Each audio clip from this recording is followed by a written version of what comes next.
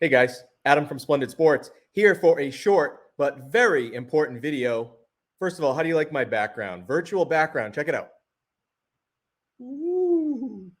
All right, I'm here for a couple reasons. One, to make you aware, if you don't already know, big thing on Sunday. 8 hours of awesome sports card content on a new channel for collectors, the number 4 collectors, put together by Theo Clemente collector, John 3D 80s kid, Pepino Man, Caesar, and James Elite Hunters. 4 awesome guys. Love seeing them come together and make this awesome new channel.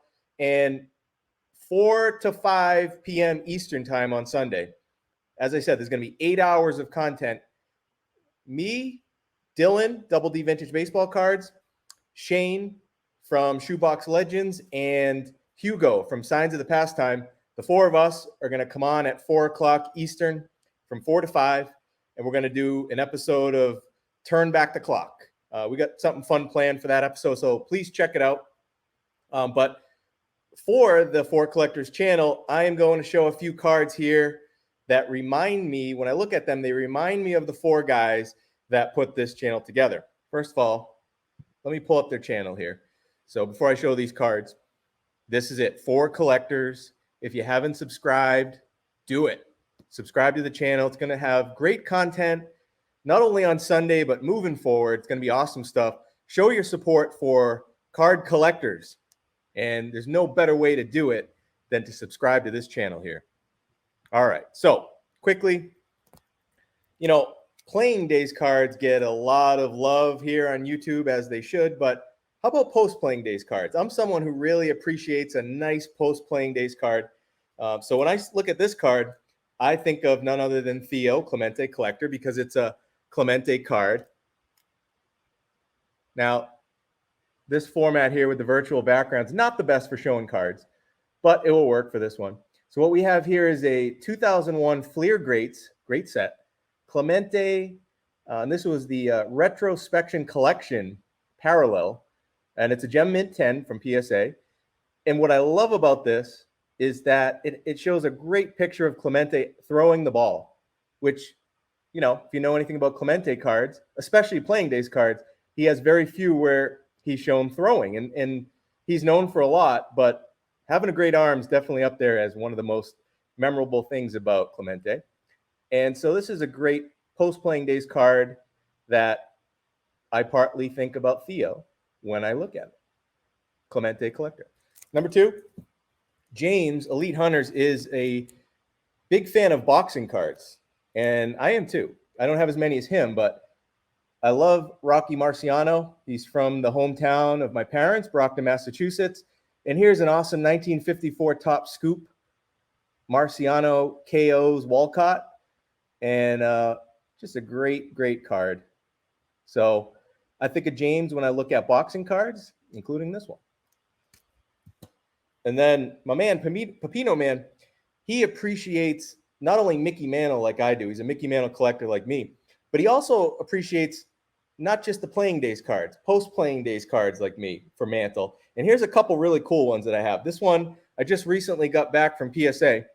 This is 1998 Fleer Tradition Mickey Mantle Monuments, but this is a gold. So this is a great set, great images on this set.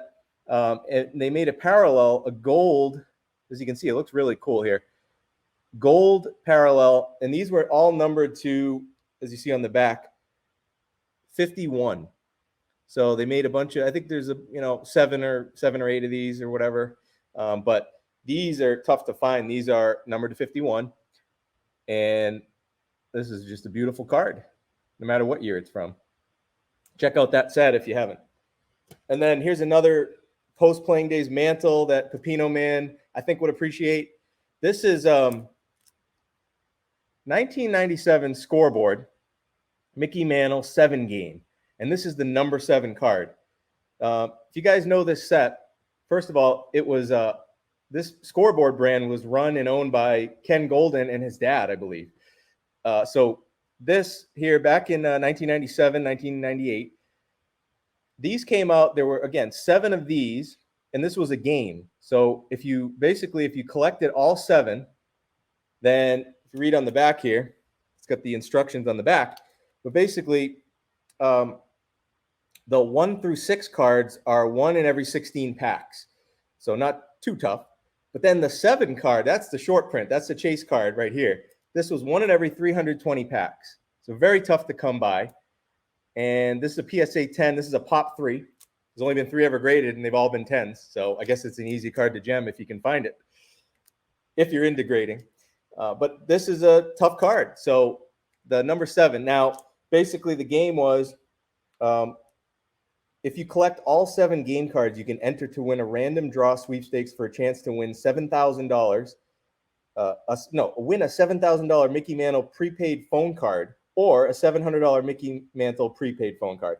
To enter, handprint your name and address, daytime phone number, an age on a 3x5 piece of paper. Mail the original complete 7-game card set of Mantle cards and a 3x5 piece of paper to Cherry Hill, New Jersey address, and you could win. So maybe I don't know, did anyone ever win this? But this is that card, the number 7, the toughest card in that whole little game there. All right.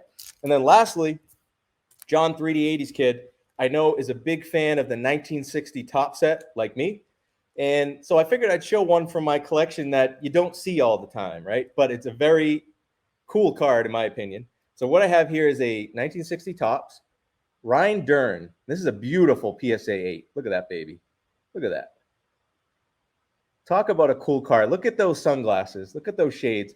If you don't know Ryan Dern, he was a closer, a very feared closer for the Yankees back in the 60s here. And he was good buddies with Mickey Mantle. He was crazy like Mickey Mantle. So what's really cool about Ryan Dern, he was a great pitcher. If you don't know about him, look him up. He's really, really good pitcher with nasty stuff. People didn't want to face this guy.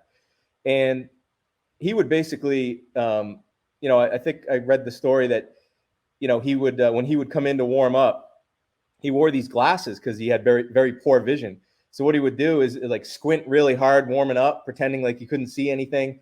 And then he would fire a ball like way off the backstop to make the batter nervous. And this was the guy actually from the movie Major League. Wild Thing Vaughn, Charlie Sheen's character, was modeled after Ryan Dern. So, very famous in movie history with that being based on him. So there it is. Now that one's for you, John. So guys, thanks for watching, and hope you'll join 4 collectors on Sunday.